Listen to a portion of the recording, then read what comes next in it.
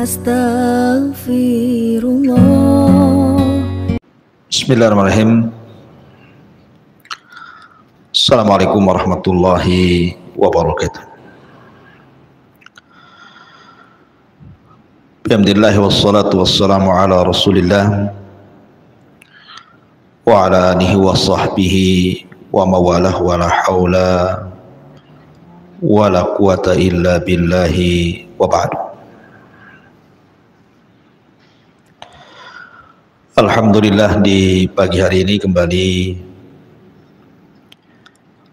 kita bisa duduk untuk bertalabul ilmi di Masjid Nidaul Ilmi setiap Rabu pukul 10. Salawat dan salam kita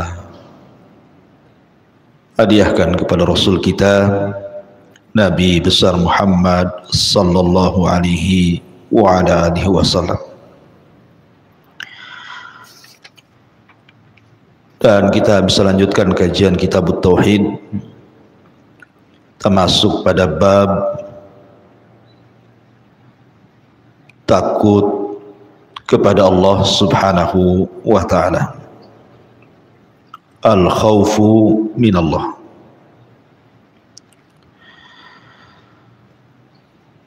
Takut kepada Allah subhanahu wa ta'ala adalah seafdal-afdalnya kedudukan di dalam agama.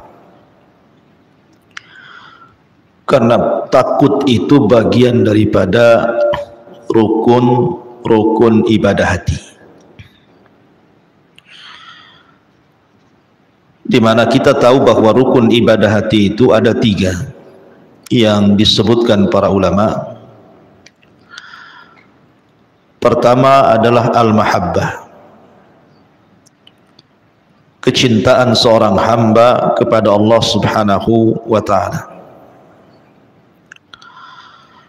Yang kedua al-khawf, perasaan takut kepada Allah subhanahu wa ta'ala. Dan yang ketiga ar-raja'u, perasaan harap kepada Allah subhanahu wa ta'ala. Inilah 3 rukun ibadah hati, di mana 3 rukun ibadah hati ini mempengaruhi ibadah-ibadah badan.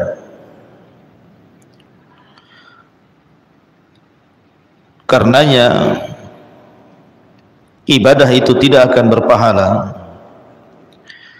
kalau sampai satu di antara rukun ibadah hati ini tidak tertanam saat melakukan taqarrub ilallah, beribadah kepada Allah subhanahu wa ta'ala. Karena terkadang 3 rukun ibadah ini justru membatalkan ibadah. Seperti cinta harusnya diberikan kepada Allah, malah diberikan kepada selain Allah. Begitu juga takut harusnya diberikan kepada Allah, malah diberikan kepada selain Allah. Begitu juga harapan yang harusnya mengharap kepada Allah, malah diberikan kepada selain Allah. Makanya 3 ibadah hati ini menentukan diterima dan berpahalanya sebuah ibadah. Jadi pembahasan ini penting sekali, karena ibadah itu sesuatu yang kita lakukan setiap hari, baik ibadah hati, ibadah lisan, ibadah badan, ibadah harta, dan begitu seterusnya. Itu berhajat kepada 3 perkara ini. Lah di siang hari ini kita akan membahas satu di antara rukun ibadah hati, al-khawfu minallah, takut kepada Allah subhanahu wa ta'ala. Di dalam Al-Quranul Karim, Allah subhanahu wa ta'ala berfirman di sini, innama dzalikumus syaitan yukhawwifu awliya'ah fala takhafuhum wa khafuni in kuntum mu'minin. Allah Subhanahu wa taala mengatakan, itulah syaitan yang senantiasa menakut-nakuti wali-walinya. Maka janganlah takut kepada mereka, akan tetapi takutlah kepadaku jika kalian orang-orang yang beriman. Al-Imran 175. Pada ayat ini Allah Subhanahu wa taala memerintahkan kepada kita untuk mengalahkan takut yang diberikan kepada selain Allah harus diberikan kepada Allah. Dahulu di zaman Nabi sallallahu alaihi wasallam, Nabi dan para sahabat pernah diancam oleh orang-orang kafir Quraisy, dan ancaman itu tidak main-main, karena orang-orang Quraisy ketika mereka merasa menang di perang Uhud dan kaum muslimin mengalami kekalahan yang telak, sampai 70 sahabat menjadi syuhada di perang Uhud, sampai-sampai Nabi sallallahu alaihi wasallam dihabarkan mati di perang ini, sehingga para sahabat banyak yang tunggang langgang. Akhirnya kemudian tersebar kabar bahwa Nabi sallallahu alaihi wasallam masih hidup. Kabar kematian Nabi SAW tidak benar, karena ketika itu ada seorang sahabat namanya Mus'ab ibn Umair. Itu satu di antara 7 syuhada Uhud yang gugur di perang Uhud. Itu perawakannya mirip dengan Nabi. Jadi ketika dia gugur di perang ini, orang menyangka bahwa mereka telah membunuh Nabi, padahal yang dibunuh bukan Nabi. Sehingga kemudian menjadikan kaum muslimin akhirnya mengalami kekalahan. Salah satunya juga karena para pemanah yang ditempatkan Rasul itu kemudian turun tergiur dengan ghanimah yang ada di bawah. Intinya bahwa dalam peperangan ini kaum muslimin kalah dan mengalami kerugian yang banyak. Akhirnya mereka pun pulang ke Madinah. Ketika kemudian orang-orang musyrik merasa menang di perang Uhud, akhirnya orang-orang musyrik mempersiapkan pasukan besar dan mengajak berperang di sebuah tempat namanya Hamra al-Asad, yang ketika itu pemimpin kaum musyrikin dipimpin Abi Sufyan. Kemudian menitipkan pesan kepada seseorang, katakan kepada Muhammad dan orang-orangnya bahwa kami orang-orang musyrik sudah mempersiapkan pasukan besar yang bisa menghabisi kalian. Jadi Abi Sufyan dan orang-orangnya berusaha menakut-nakuti Rasul dan kaum muslimin dengan pasukan besar, dengan kekuatan, dengan jumlah peralatan perang, dan begitu seterusnya. Sampailah kemudian penitip pesan ini kepada Nabi sallallahu alaihi wasallam. Hal ini digambarkan di dalam surah Al-Imran ayat 107-nya. Alladzina qala lahumun nasu innan nasa qad jama'u lakum fahsyauhum. Ketika ada orang-orang yang mengatakan kepadanya, orang-orang Quraisy telah mengumpulkan pasukan untuk menyerang kalian, karena itulah takutlah kepada mereka.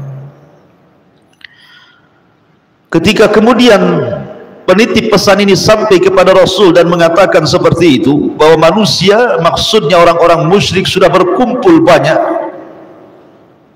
dengan kekuatan yang luar biasa, mereka hendak menuju Madinah dan menyerang Nabi SAW dan para sahabatnya. Maka ketika itu banyak sebagian para sahabat yang ketakutan. Dari sini Allah Subhanahu wa taala menggambarkan innama dzalikumus syaitan yukhawwifu awliya'a fala takhafuhum wa khafuni in kuntum mu'minin. Sesungguhnya mereka hanyalah setan yang menakut-nakuti kamu dengan teman-teman setianya. Karena itu janganlah kamu takut kepada mereka, tapi takutlah kepadaku, kata Allah, jika kamu orang-orang yang benar. Ketika itu Nabi SAW kemudian berusaha menenangkan para sahabat Nabi SAW dan mengajarkan bahwa tidak ada di dunia ini yang berhak ditakuti kecuali Allah Subhanahu wa taala. Apa kata Nabi SAW? Hasbunallah wa ni'mal wakil. Hasbunallah wa ni'mal wakil. Cukuplah Allah Subhanahu wa taala, dialah pelindung dan dialah sebaik-baik pelindung, kata Rasul. Maka ketika Nabi SAW kemudian berusaha menanamkan tawakal yang kuat kepada Allah Subhanahu wa taala, bahwa di alam semesta ini tidak ada yang berhak ditakuti kecuali Allah Subhanahu wa taala, maka Allah katakan fazaduhum imana. Maka para sahabat kemudian bangkit lagi keimanan mereka dan mereka siap bertempur kembali bersama Nabi SAW. Begitulah Nabi SAW menanamkan rasa takut kepada para sahabat kepada Allah. Ya, karena kalau bukan kepada Allah rasa takut kita berikan kepada siapa? Bukankah Allah Subhanahu wa taala Wahidul Qahhar, satu-satunya zat yang bisa menghancurkan siapapun sekehendaknya? Bukankah di tangan Allah Subhanahu wa taala semua alam semesta ini? Lihat pada hari kiamat, bumi dalam genggaman, langit bisa digulung, bintang bisa dijatuhkan, lautan bisa ditumpahkan. Takut kepada siapa lagi kalau bukan kepada Allah Subhanahu wa taala? Dia yang mengatur rizki, dia yang menahannya, dia yang memberikan penyakit, dia yang memberikan obatnya, dia yang memberikan ketenangan, dia pula terkadang memberikan ketidaktenangan. Semua diatur oleh Allah Subhanahu wa taala. Kalau bukan takut kepada Allah, takut kepada siapa lagi? Alam semesta ini ada di genggaman Allah Subhanahu wa taala. Rasul ingin tanamkan perasaan ini kepada para sahabat. Jangan takut kecuali kepada Allah. Bangkitlah para sahabat. Kemudian mereka siap bertempur melawan orang-orang Quraisy yang dipimpin Abi Sufyan. Berangkatlah mereka dengan Rasul ke tempat yang disepakati yang disebut dengan Hamrul Asad. Sampai di sana orang-orang musyrik ketakutan. Kemudian mereka pulang kembali ke Quraisy. Lihat, kalau orang menyandarkan kepada Allah Subhanahu wa taala, maka tidak ada yang perlu ditakuti. Apa yang ditakuti? Sandaran kita Allah. Bukankah hajat kita ini yang memenuhi Allah? Lalu takut kepada siapa? Makanya penting kita ini jangan pernah menyandarkan kepada makhluk, karena makhluk itu tidak bisa apapun. Kalau hendak menyandarkan sesuatu, sandarkan kepada Allah. Katakan, Bu, qala ya Rabb, ya Rabb. Jadi kalau ibu butuh sesuatu, berhajat kepada sesuatu, ingin menghindari sesuatu, maka katakan kepada Allah, ya Rabb, wahai Rabb, berikan sesuatu kepadaku. Maka siapapun yang mengatakan ya Rabb, wahai Rabb, dan meminta sesuatu kepada Allah, maka tidak pernah ibu akan kecewa selamanya. Tapi kalau ibu meminta kepada selain Allah Subhanahu wa taala, siap-siap kecewa. karena selain daripada Allah subhanahu wa ta'ala tidak sanggup memberikan hajat kita, tidak sanggup memberikan kepada kita apa yang kita cari, baik dari mencari manfaat ataupun mencegah madarat. Semua adalah perbuatan Allah subhanahu wa ta'ala. Kalau orang bersandar kepada makhluk, maka kita akan hina. Bersandarlah kepada Allah, zat yang memberikan segala sesuatu. Bukankah Allah subhanahu wa ta'ala yang mengatakan setiap sepertiga malam kepada hamba-hambanya, man yad'uni fa astajibalah, wa man yas'aluni fa utiyah, wa man yastaghfiruni fa aghfirlah. Siapa yang berdoa aku kabulkan, siapa yang minta aku beri, siapa yang minta ampun ku ampuni dosa-dosanya. Siapa manusia yang bisa menawarkan tiga perkara ini, Bu? Tidak ada. Sekaya-kaya manusia tidak pernah mengatakan apapun yang kau minta aku beri. Sehebat apapun manusia tidak pernah mengatakan berdoalah kepada aku, ku kabulkan permintaanmu. Serahmat apapun manusia, ketika ada orang bersalah kepadanya kemudian minta ampun, belum tentu dia memberikan ampunannya. Hanya Allah yang bisa mengijabah doa, memberikan permintaan dan mengampuni setiap manusia yang berdosa walaupun dosanya melambung ke langit.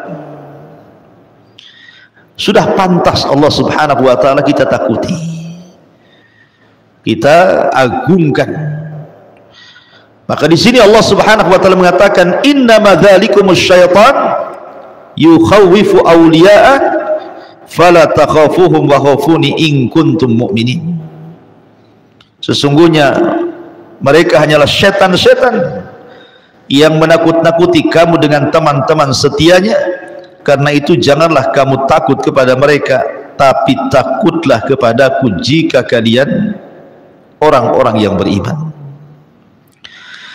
Ketika Allah subhanahu wa ta'ala menyandarkan rasa takut dengan keimanan, menunjukkan bahwa syarat keimanan itu harus ada perasaan takut. Maknanya bahwa takut itu mempengaruhi iman. Kalau takutnya kuat kepada Allah berarti kuat pula imannya. Kalau rendah takutnya kepada Allah, rendah pula imannya. Jadi rasa takut kepada Allah itu termasuk syarat daripada keimanan. Maka jangan pernah kita berikan rasa takut ini kecuali kepada Allah subhanahu wa ta'ala. Lalu takut kepada Allah subhanahu wa ta'ala itu seperti apa? Yang pertama, takutlah kepada Allah akan azabnya. Karena Allah subhanahu wa ta'ala berfirman dalam surah Az-Zumar ayat 16, lahum min fawqihim dhulalun minan nar wa min tahtihim dhulalun dzalika yukhawwifullahu bihi ibadah ya ibadi fattaqun. Di atas mereka penduduk neraka itu ada lapisan-lapisan dari api, dan di bawahnya juga ada lapisan-lapisan yang disediakan bagi mereka dari api. Demikianlah Allah mengancam hamba-hambanya dengan azab itu. Wahai hamba-hambaku, maka takutlah kepadaku. Takut akan azab. Karena azab Allah subhanahu wa ta'ala kalau sudah menimpa siapapun, tidak mungkin ada orang yang selamat dari azab Allah. Nuh alaihi salatu wassalam sangat berharap anaknya Kan'an masuk ke perahunya. Sampai-sampai Nuh mengatakan, irkam ma'ana ya bunayya irkam ma'ana, wahai anakku naiklah ke perahu, selamat kau nanti. Tetapi Kan'an yang kufur merasa bisa menyelamatkan dirinya dari azab Allah dan mengatakan, sa'awi ilal jabal, tidak wahai bapakku, aku tidak akan bergabung dengan engkau, aku akan naik ke gunung yang tinggi, tidak mungkin tufan ini akan mengenai diriku. Dia tidak paham, dia sedang berhadapan dengan siapa si Kan'an ini. Yang dihadapi itu Allah, bukan banjir. Walaupun dia mengatakan sa'awi ilal jabal, saya akan naik ke gunung, ya'simuni minal ma', bisa menjaga diriku dari bahtera tupan ini. Nuh mengingatkan berkali-kali, la asimal yaum, nah, tidak ada yang selamat hari ini, nak. Nuh berusaha mengatakan kepada anaknya, tidak ada yang selamat, nak, hari ini. Masuk, nak, ke perahu. Tapi Kan'an terus saja menyingkir dan menjauh dari ayahandanya yang hendak menyelamatkannya. Akhirnya Allah subhanahu wa ta'ala mengatakan, sudah tinggalkan Nuh, innahu laysa min ahlik, itu bukan keluargamu, tinggalkan. Dia orang kafir. Akhirnya Nuh juga meninggalkan Kan'an yang sedang naik di atas ketinggian. Dia tidak sangka bahwa azab Allah itu sangat pedih. Akhirnya kemudian bahtera banjir pun menggulung semua manusia sampai di atas bukit dan di atas gunung. Tidak ada yang selamat, termasuk Kan'an tenggelam dan mati kena tufan azab bagi kaum Nuh alaihi salatu wassalam. Ya, karena azab Allah subhanahu wa ta'ala itu sangat pedih, maka kita harus takut dengan azab Allah subhanahu wa ta'ala, dan jangan merasa aman dari azab Allah. Betapa banyak orang-orang yang merasa aman dari azab Allah, tiba-tiba azab sampai kepada mereka.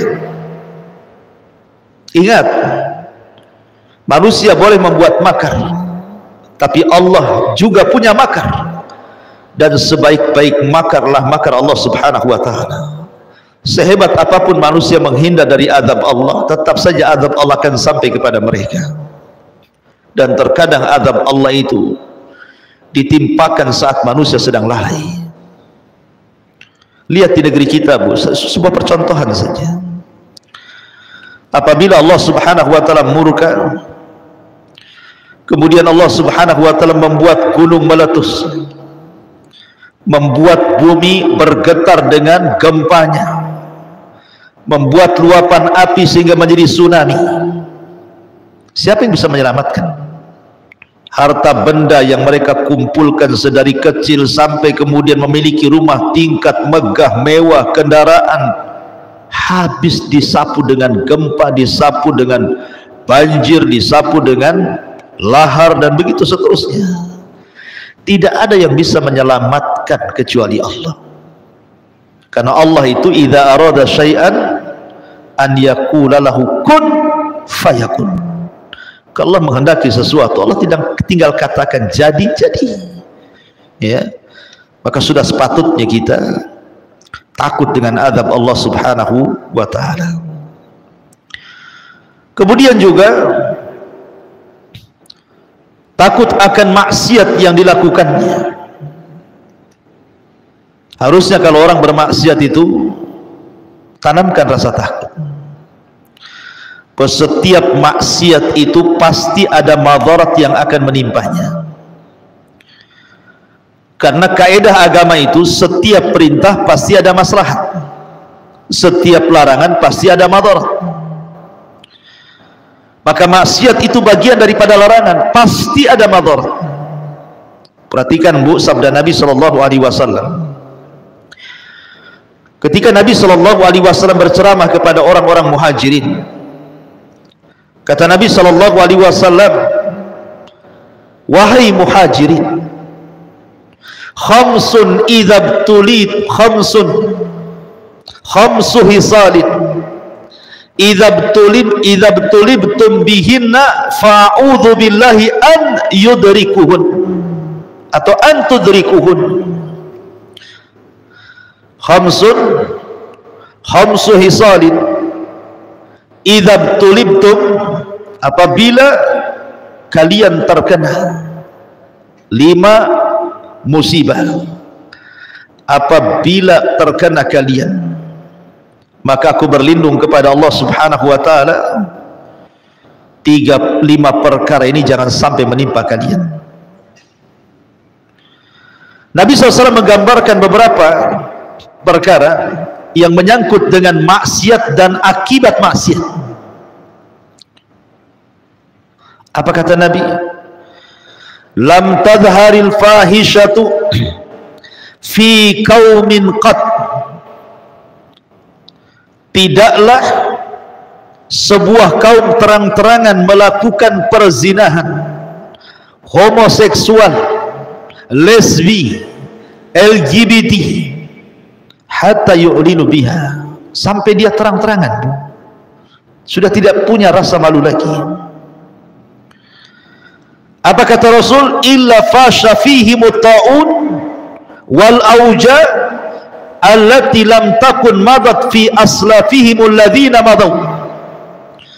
Maka akan ditimpakan kepada orang-orang tersebut penyakit ta'un atau penyakit-penyakit yang belum pernah terjadi sebelumnya. Setiap maksiat itu ada efek dan dampaknya. Ketika Nabi SAW mengatakan, apabila sebuah fahisyah, perzinahan, homoseksual, lesbi, LGBT dan yang lainnya terang-terangan dilakukan, dibela, maka Allah akan kirim kepada mereka azab. Berupa apa? Disebarnya penyakit. Sampai hari ini yang namanya penyakit AIDS yang belum pernah ada di zaman Rasul dan juga para sahabat, dan di zaman salaf, dan baru tersebar di zaman kita. Para pakar berusaha untuk mencari obatnya. Para dokter-dokter, profesor-profesor, para penemu berusaha mereka meneliti ini penyakit apa. Mereka berusaha untuk mencari obatnya. Dan sampai hari ini belum ditemukan obatnya. Mereka tidak sadar, sehebat apapun pertemuan dan penelitian mereka untuk mencari obat yang namanya penyakit AIDS itu, percuma saja. Karena yang mereka lawan itu bukan penyakit. Yang mereka lawan itu bukan AIDS-nya, bukan. Yang mereka lawan itu Allah. Sekalipun ditemukan obat-obatan yang bisa menyembuhkan AIDS itu, Allah bisa mengirim penyakit yang lain, bakteri yang lain yang mungkin boleh jadi lebih dahsyat dibandingkan AIDS. Karena yang mereka lawan itu Allah. Mereka tidak sedang melawan penyakit. Yang bisa menyembuhkan dan menghentikan peredaran penyakit ini adalah berhenti untuk tidak melakukan fahisyah. Itu yang dikehendaki Allah. Berhenti untuk tidak berzina, berhenti untuk tidak homoseksual, berhenti untuk tidak lesbi, berhenti untuk bergabung dengan LGBT. Itu yang Allah kehendaki. Bukan kemudian maksiat ini dibiarkan, muncul penyakit, diobati penyakitnya, nggak akan ketemu obatnya. Sekalipun ketemu, didatangkan penyakit yang lebih parah dari itu. Sekali lagi, bahwa mereka sedang menghadapi Allah, bukan sedang menghadapi penyakit. Maka takutlah akan maksiat kepada Allah Azza wa Jalla. Contoh yang kedua, kata Nabi SAW, malam yang kusu mikyala wal mizan illa ukhidhu bis sinin wa syiddatil maunati wa jawri sultani alaihi. Selama mereka tidak meninggalkan di dalam mengurang-urang takaran, mengurang-urang timbangan, mengurang-urang meteran, atau istilahnya curang dalam berdagang, melakukan riba dalam berdagang, menzalimi orang dalam berdagang, mengambil hak orang dalam berdagang, dan yang semacamnya, kecuali ditimpakan 3 azab kepada mereka. Pertama, azab pacaklik yang berkepanjangan. Yang kedua, susahnya ekonomi. Dan yang ketiga, dikirimkan para penguasa zalim. 1 maksiat, azabnya 3. Na'udzubillah. Maka takutlah kepada maksiat. Karena satu orang bermaksiat, Bu, terkadang yang terkena imbasnya itu bukan orang yang maksiat saja, bisa satu kampung. Saya contohkan, Bu. Ada kisah Israiliyat di zaman Nabi Musa. Di zaman Nabi Musa alaihi salatu wassalam pernah terjadi paceklik hebat, tidak turun hujan. Akhirnya kemudian Nabi Musa mengumpulkan Bani Israel di tanah lapang. Musa pun berdoa kepada Allah subhanahu wa ta'ala agar Allah subhanahu wa ta'ala menurunkan hujannya. Tetapi bukannya turun hujan, awan itu semakin memutih, tidak ada tanda-tanda hujan. Padahal Musa itu kalimur rahman.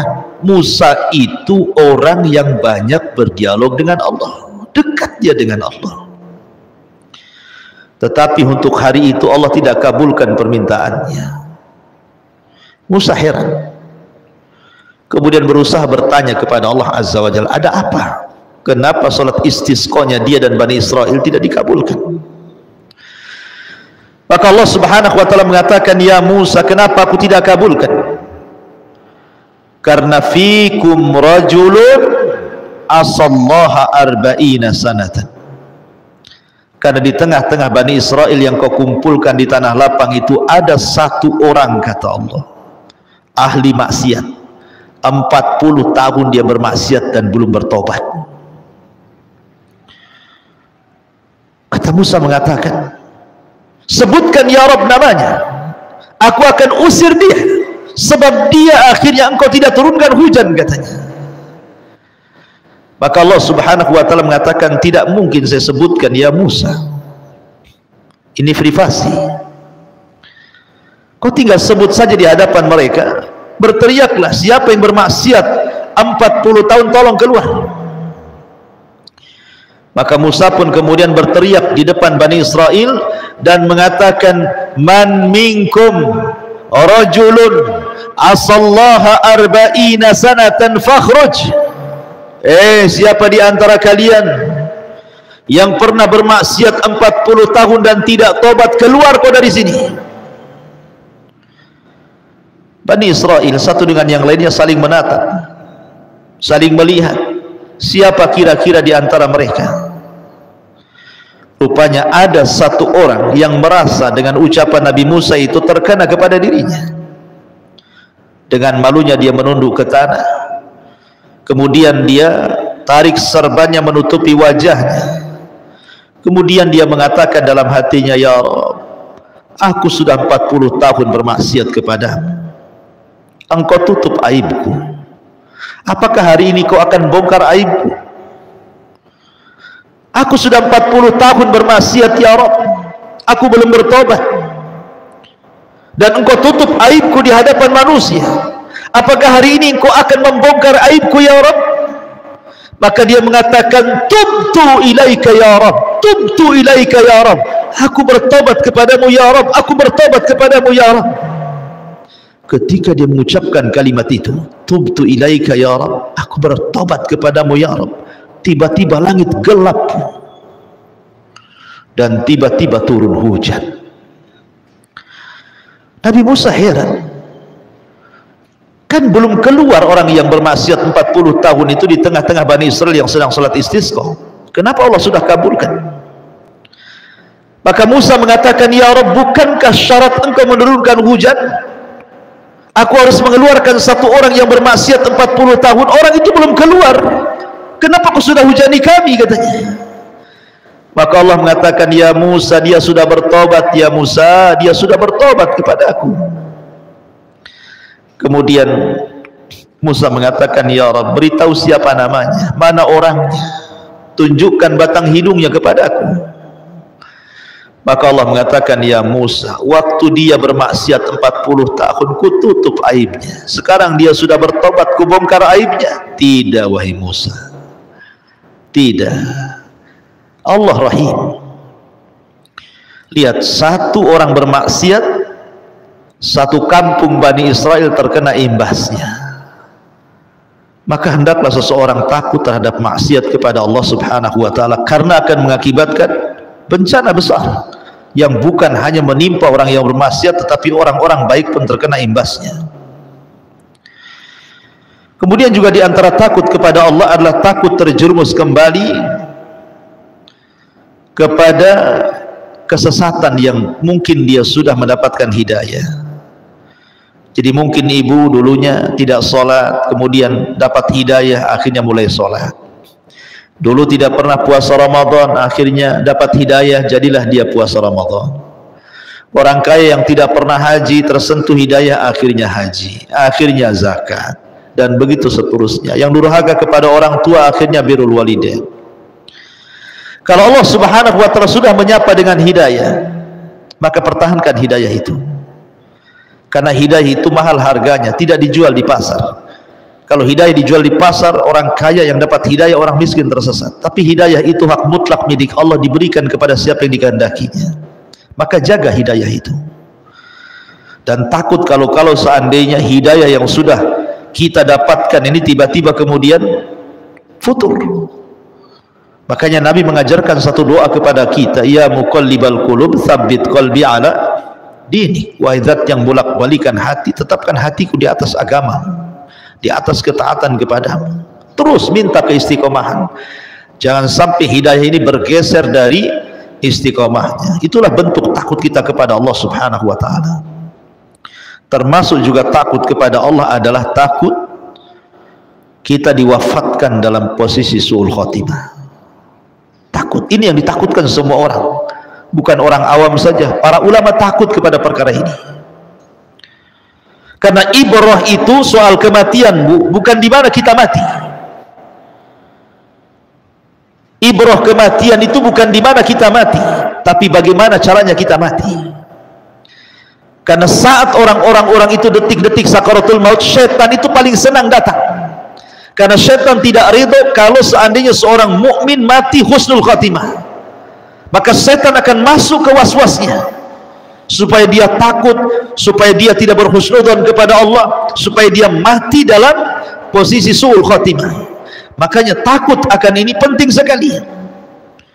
Karena ada hadis yang mengatakan antara orang dengan sorga itu tinggal satu hasta. Tiba-tiba dia mengamalkan penduduk amalan neraka, Allah masukkan pula ke neraka dia. Makanya ada satu kisah daripada Imam Ahmad ibn Hanbal rahimahullahu ta'ala. Jadi Imam Ahmad ini ketika hendak meninggal, anaknya bercerita, lisannya Imam Ahmad tiba-tiba mengucapkan kalimat ba'ad katanya. Belum katanya. Jadi anaknya bercerita ketika Imam Ahmad mulai siuman dari sakarat mautnya itu, wahai abi, ketika engkau koma, engkau mengucapkan ba'du, belum, apa maksudnya? Maka Imam Ahmad mengatakan, ya bunai, inna iblisa waqifun fi zawiyatil baiti wa huwa adun ala usbu'ihi wa huwa yaqul futtini ya Ahmad faqulu la ba'du. Wahai anakku, sesungguhnya iblis sedang berada di sudut rumah dan dia sedang menggigit jari-jarinya dan dia berkata, engkau telah lolos dariku ya Ahmad, engkau telah lolos dariku ya Ahmad. Maka Imam Ahmad mengatakan belum. Lihat bagaimana iblis berusaha menggoda Imam Ahmad agar dia ujub akan keimanan dan ketakwaannya saat ditutup akhir hidupnya. Tapi Imam Ahmad mengatakan belum. Lihat, sekelas Imam Ahmad, imam ahli sunnah, pencetus mazhab Hambali yang tidak diragukan kealimannya, tidak lepas daripada syaitan berusaha untuk menyesatkan saat detik wafatnya, apalagi kita. Ya. Oleh karena itulah maka kita berdoa kepada Allah Subhanahu wa ta'ala setiap hari agar kita diwafatkan dalam posisi husnul khatimah. Ma'asyiral muslimat yang dimuliakan Allah Subhanahu wa ta'ala, takut itu ulama membagi menjadi 4 macam. Ada takut yang disebut dengan takut ibadah. Waliman khafa maqama rabbih jannatan. Dan bagi yang takut kepada Rabbnya, maka Allah berikan kepadanya 2 istana di sorga. Dan takut ibadah itu seperti takut yang sudah saya jelaskan tadi. Kemudian yang kedua, inilah yang jadi pembahasan, takut yang mengantarkan kepada syirkul akbar. Hati-hati, takut yang mengantarkan kepada syirik besar, yang disebut oleh para ulama sebagai khaufus sirri, takut yang sifatnya rahasia, yang terselubung dalam sanubari manusia. Dan dijelaskan para ulama, wa huwa an yakhafa min ghairillahi min wasanin aw taghutin aw yusibuhu bima yakrah. Takut sir, takut terselubung, tersembunyi dalam hati adalah seseorang yang takut kepada selain Allah, baik dari berhala, dari patung, dari sesembahan, dari taghut, takut menimpa sesuatu yang ia tidak suka. Jadi kalau seandainya kemudian orang takut kepada berhala, orang takut kepada selain daripada Allah Azza wa Jalla, takut kuburan, takut pohon, takut lembah, takut selain daripada Allah, seperti orang dulu gitu ya. Di tempat saya sana di Majalengka itu sering saya ceritakan, Bu, ada pohon namanya pohon beringin. Terus semakin gede, makin banyak janggutnya, itu makin ditakuti itu. Apalagi kalau tempatnya itu di pinggir-pinggir jurang, Bu. Kadang-kadang orang nggak berani lewat di situ karena takut sama pohon. Sehingga terkadang orang lewat di situ karena takut kemudian ada penunggunya menimpakan sesuatu kepada dia. Terkadang dikasih sesajen tuh, taruh sesajen di situ, dikasih lilin, dikasih beras. Ya, cemana masaknya ya jinnya itu, kasih beras pula kan. Kasih beras, kasih telur, kasih minyak teri gitu kan. Karena takut kalau kualat. Bahkan di mana itu, di Jawa Tengah itu ya. Ada satu pohon itu yang kalau kita datang itu katanya kalau seseorang kemudian berjalannya itu mundur itu apa namanya, membelakangi, tidak boleh tuh. Jadi harus mundur gitu, kalau enggak kualat katanya. Nah, ini kan ada itu pohon yang dikeramatkan seperti itu. Jadi tidak perlu takut ya. Makanya kenapa kalau orang itu hidupnya menyandarkan diri kepada Allah, enggak perlu takut sama pohon. Pohon itu tidak bisa apa-apa, Bu. Tidak perlu takut sama kuburan orang yang sudah mati. Orang mati itu tidak bisa apa-apa. Lihatlah Ibu kalau tetangga meninggal tuh, tengok bisa apa dia? Gerak pun tidak. Saya itu lebih takut sama orang hidup, Bu. Kalau orang hidup saya pukul, dia pukul balik, Bu. Kalau orang mati diinjak-injak pun diam saja dia. Kenapa takut sama orang mati? Ya. Aneh orang ini ya. Orang mati ditakuti. Orang mati tidak bisa apa-apa. Orang mati itu ruhnya sudah nggak ada. Kalau dibiarkan 1 minggu udah busuk tuh badannya.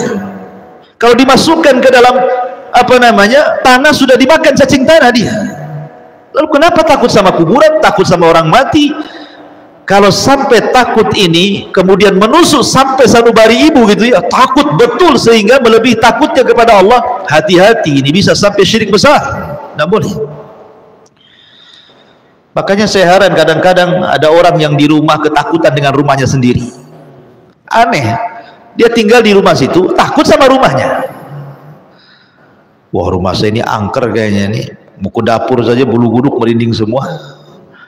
Akhirnya apa? Besoknya datang ke dukun, didatangkan dukun ke rumah, suruh dibersihkan, bersih-bersih rumah katanya. Apa yang dibersihkan, Bu? Bersih rumah itu pakai sapu, bukan pakai dukun ya. Kalau ingin bersihkan rumah ya dipel, disapu. Datang dukun pula ke rumah, bersih-bersih. Apa yang mau dibersihkan? Yang ada dukun itu ngotori rumah. Kadang-kadang bau ular yang ibu nggak tahu, diletakkan ular di situ. Rupanya dukun saya tinggal belah situ. Jadi takut-takut yang seperti ini yang bahaya. Kenapa kemudian pengarang ini mencantumkan kitab ini? Inilah tujuannya, agar kita jangan takut kecuali kepada Allah. Kemudian yang ketiga, ada takut tapi tidak mengantarkan kepada kesyirikan, tetapi bisa mengantarkan kepada dosa besar. Sesuatu yang diharamkan, seperti umpamanya di zaman jahiliyah. Orang-orang jahiliyah itu sebagian mereka membunuh anaknya. Salah satunya adalah karena takut tidak bisa ngasih makan. Makanya Allah Subhanahu wa taala turunkan Al-Qur'an, nahnu narzuqukum wa iyyakum, kami loh yang kasih rezeki kalian dan anak kalian, kenapa kalian bunuh anak kalian? Dan rupanya tradisi jahiliyah itu bukan di zaman jahiliyah saja terjadi. Betapa banyak hari ini yang membuang anak, kan Bu? Saya pernah mendengar ada ibu bunuh diri, seorang ibu bunuh diri karena ditinggal pergi sama suaminya. Jadi sebelum ibunya bunuh diri, anak-anaknya suruh minum racun, bayi-bayinya itu suruh minum racun, Bu. Mati semua. Ibunya mati, 3 anaknya mati, yang bayinya pun mati. Habis itu dia naruh surat untuk suaminya. Dan isi surat itu, isinya dari awal sampai akhir takut masalah ekonomi. Ini takut yang mengakibatkan hal yang haram, akhirnya bunuh diri, kan? Dosa besar bunuh diri. Membunuh lagi anaknya, dibunuh dia, naudzubillah. Apa yang coba yang akan dihadapkan dia dengan Allah? Kalau mungkin dia saja yang bunuh diri, dia akan bertanggung jawab dirinya kepada Allah. Tapi kalau dia membunuh juga orang lain, maka Allah katakan wal mau'udatu su'ilat bi ayyi dzambin kutilat. Bayi yang mereka bunuh itu akan datang menghadap Allah. Tangan kanannya memegang kepalanya, tangan kirinya memegang ibu yang membunuhnya. Kemudian bayi ini akan mengatakan, ya Rabb, sal hadza lima qatalani. Ya Rabb, tanya ibuku, kenapalah dia bunuh aku. Coba bayangkan. Ada orang seperti itu karena takut, kan? Ini takut maksiat, tidak boleh. Memang tidak sampai kepada syirik, tetapi ini dosa besar. Ya. Kemudian yang keempat, inilah takut yang sifatnya mubah. Tabiatlah manusia juga punya rasa takut. Takut diancam tetangga bawa pisau gitu ya. Tiba-tiba pulang ada ular, takut sama ular. Takut sama harimau.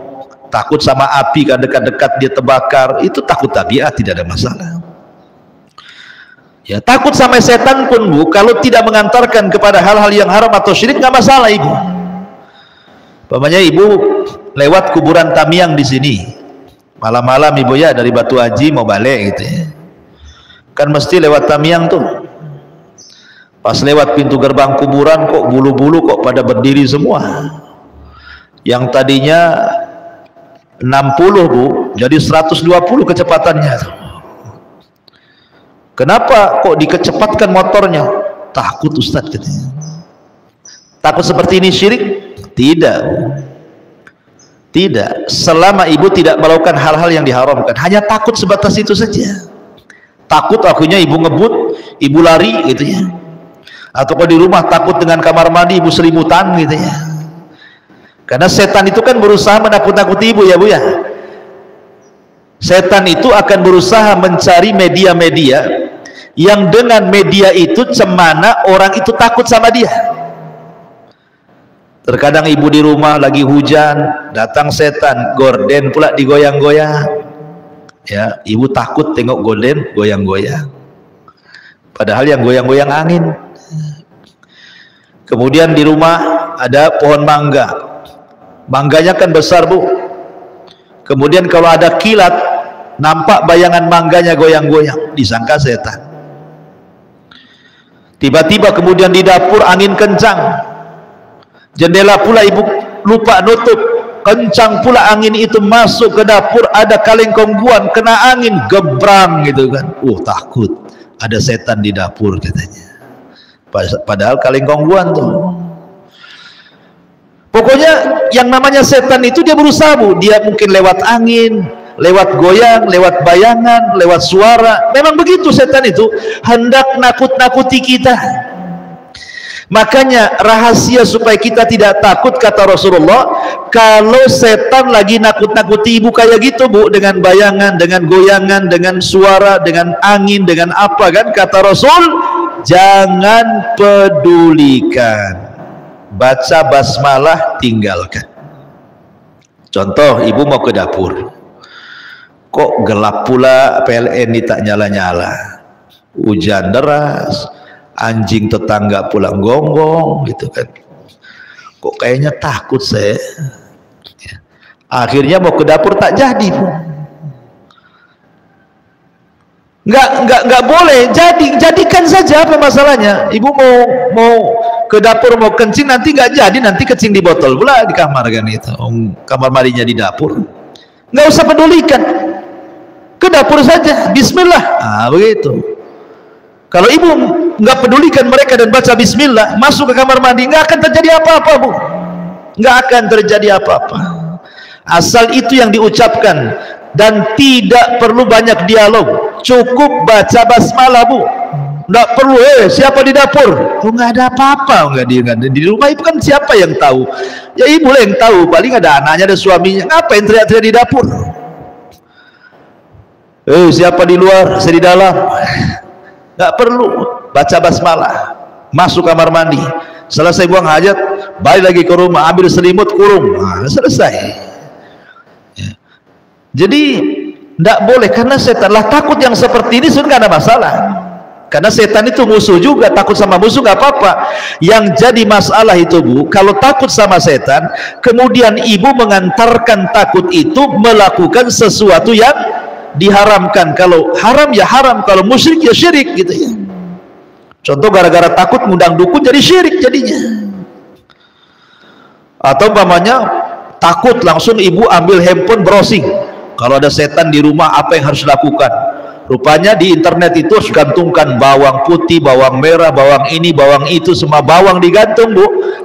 Sayanglah bumbu dapur tuh ya.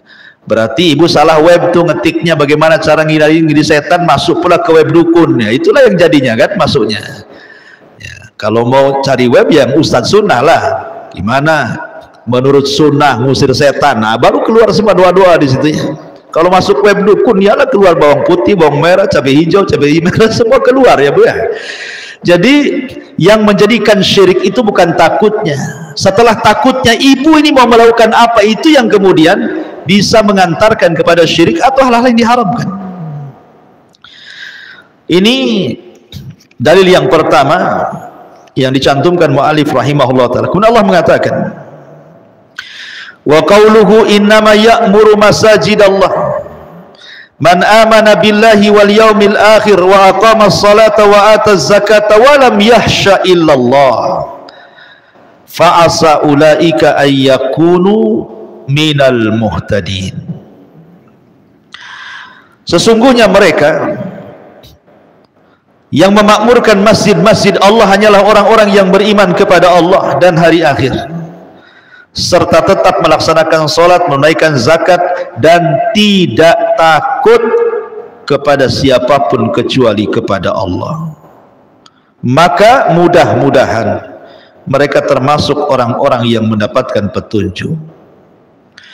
Di sini Allah Subhanahu wa taala menjelaskan bahwa orang yang memakmurkan masjid itu terbagi dua. Ada yang memakmurkan masjid secara hissi, bangunan, ada secara maknawi, dengan sholat, dengan zikir, baca Quran. Dua-duanya memakmurkan masjid, baik yang membangun atau yang mengaji di masjid. Kayak kita sekarang ini Bu, yang ngaji di masjid ini sedang memakmurkan masjid namanya. Jadi ibu datang ke masjid kemudian ngaji, itu selain dapat pahala ngaji, ibu juga dapat pahala memakmurkan masjid, gitu maksudnya. Jadi ibu duduk di sini itu banyak pahalanya. Pertama dapat pahala taklim, yang kedua memakmurkan masjid gitu. Yang ketiga langkahnya dari rumah ke sini itu terhitung pahala, nanti pulangnya juga. Setelah ngaji Rasul mengatakan kumu maghfuran lakum, kalian sudah diampuni dosanya. Malaikat sudah memintakan ampun kepada Allah kepada ibu yang hadir di majelis taklim. Oh banyak Bu, kalau orang dah hadir di majelis taklim itu macam-macam pahala ya. Tapi banyak juga yang tak tertarik, tak tahu juga saya. Orang lebih mencukupkan, kan live di YouTube Ustaz. Ah cukuplah saya nengok di YouTube aja lah, tidak perlu datang katanya. Kan sudah ada radio. Beda adab duduk di majelis taklim dengan duduk di majelis YouTube, itu beda, Bu. Kalau orang ngaji lewat YouTube, Bu, ibu bisa sambil makan kerupuk kan, Bu? Pak kerupuk, kadang-kadang suara kerupuknya lebih keras pula daripada suara ustaz di YouTube. Ibu ya, ibu bisa sambil rebahan, ya kan?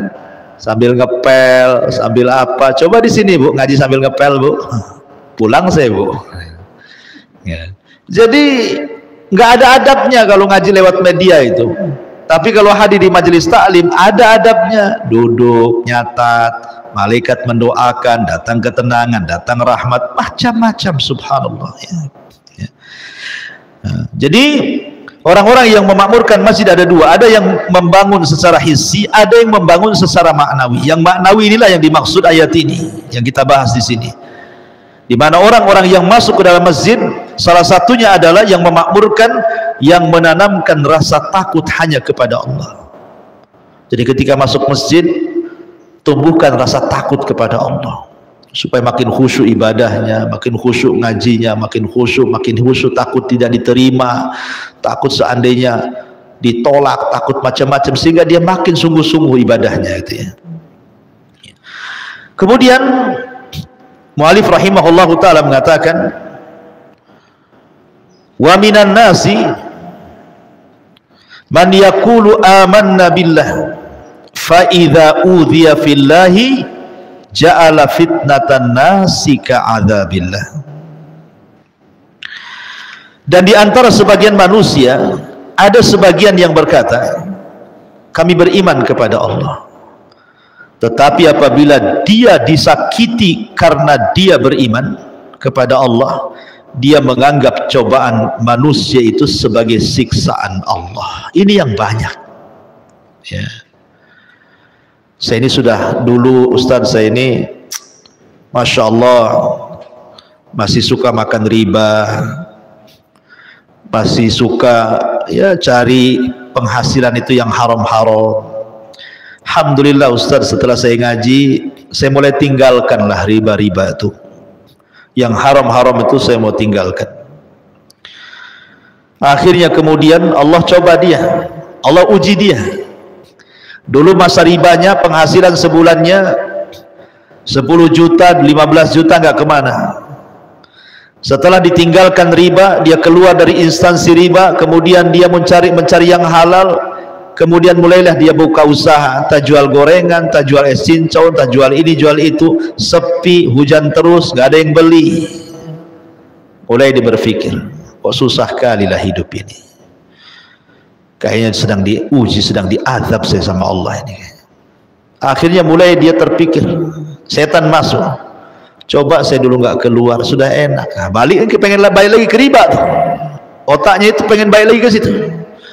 Cobalah dulu saya nggak keluar ya, saya tergesa-gesa, mesti saya nggak seperti dulu, berpikir dulu nih harusnya keluar itu, jangan langsung main keluar, tahu-tahu seperti ini hidup saya susah gitu Pak. Itulah sebagian manusia gitu Bu ya, persis seperti yang difirmankan Allah Azza wa Jalla itu. Jadi ada orang-orang yang mengatakan kami beriman kepada Allah, tetapi apabila dia disakiti karena dia beriman kepada Allah, dia menganggap cobaan manusia itu sebagai azab Allah. Jadi kalau kita sudah mengaku beriman, mengaku muslim, mengaku mukmin, mengaku sudah hijrah, sudah sunnah, maka jadikan setiap cobaan Allah Azza wa Jalla itu bagian daripada mengangkat derajat dan menghapus dosa. Karena banyak manusia-manusia itu yang mengatakan apabila datang musibah kepadanya, anaknya sakit, terus sakit dapat kunjung sembuh, mulai dia sakhat, marah kepada Allah. Ya Allah, kenapa aku terus yang diuji? Kenapa anak saya terus, kenapa anak orang lain sehat? Apabila gulung tikar usahanya, ya Allah, kenapa asih saya terus yang diuji seperti ini? Kenapa enggak orang lain saja? Ketika kemudian dia ditimpa sakit, kenapa mesti saya lagi sakit? Kenapa? Pokoknya asih kenapa, dan kenapa? Dia tidak mengetahui bahwa maksud Allah itu terkadang mengangkat derajat kita.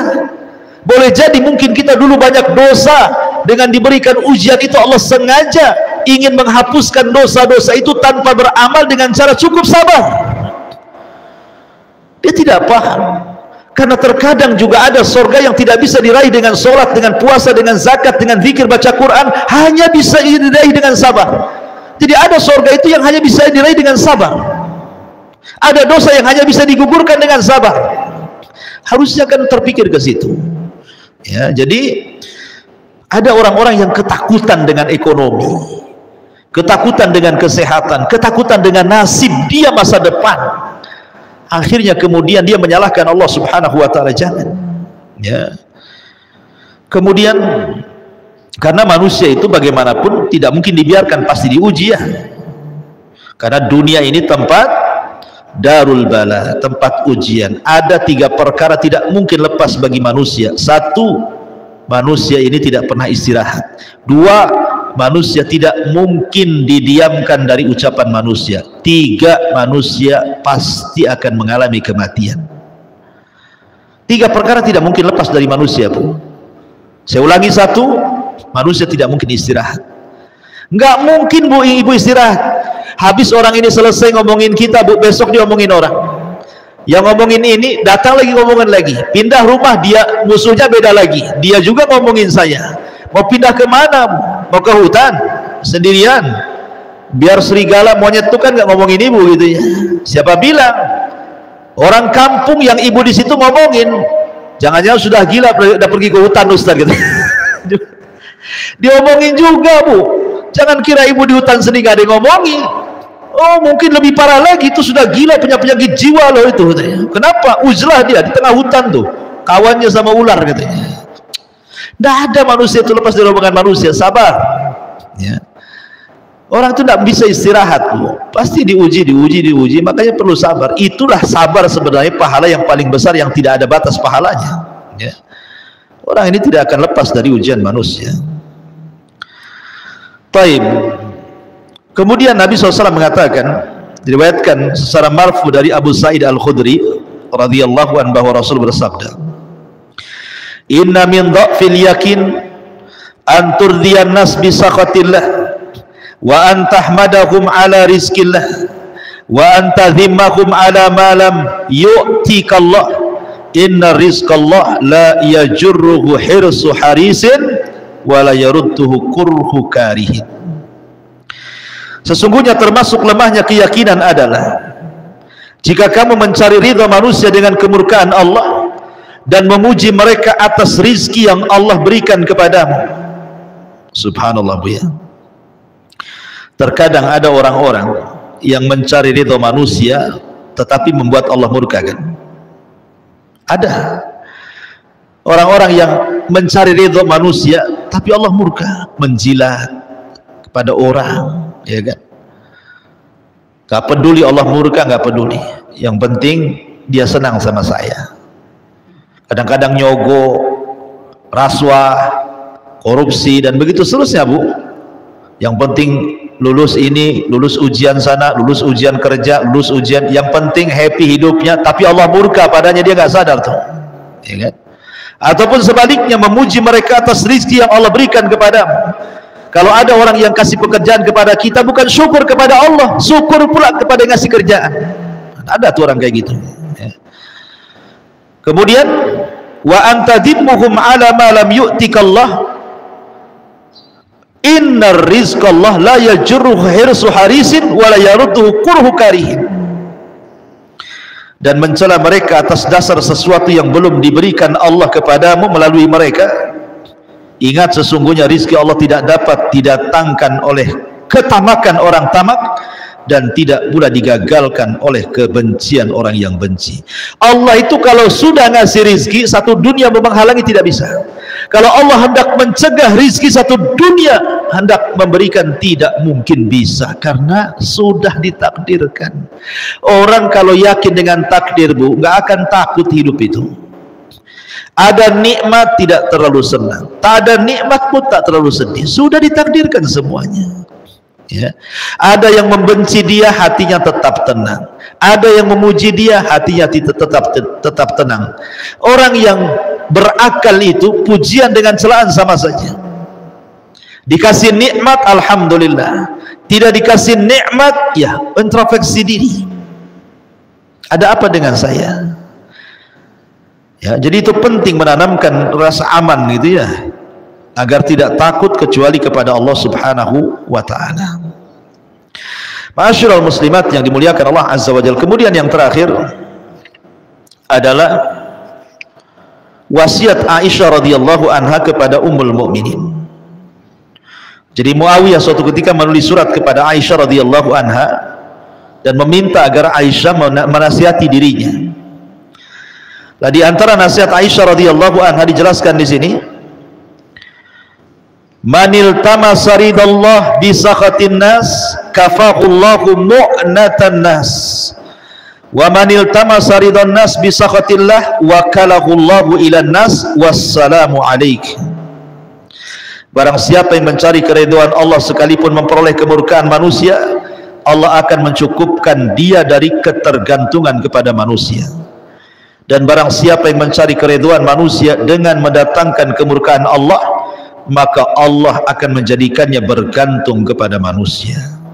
Ingat, yang namanya redha seluruh manusia itu sesuatu yang tidak mungkin bisa dicapai. Kita tidak mungkin mencari manusia senang sama kita. Pasti di antara manusia itu ada yang benci dengan kita. Orang berbuat baik saja tidak semua suka, ada juga yang tidak suka kan Bu ya kan? Apalagi orang berbuat jahat. Oleh karena itulah maka sandarkan hidup kepada Allah. Saya yakin ibu tidak akan merasa takut kecuali kepada Allah Subhanahu wa taala. Walaupun satu dunia menyakiti ibu tidak mungkin terjadi kalau belum dicatat di Lauhil Mahfuz. Satu dunia mau memberikan madarat kepada ibu pun tidak mungkin terjadi kecuali sudah dicatat Lauhil Mahfuz. Wallahu a'lam bishawab. Inilah pembahasan takut kepada Allah Subhanahu wa taala. Tidak ada tanya jawab, saya ada keperluan di luar. Mudah-mudahan ada manfaatnya. Subhanakallah bihamdika asyhadu an la ilaha illa anta astaghfiruka wa atubu ilaik. Allahu ta'ala. Assalamualaikum warahmatullahi wabarakatuh.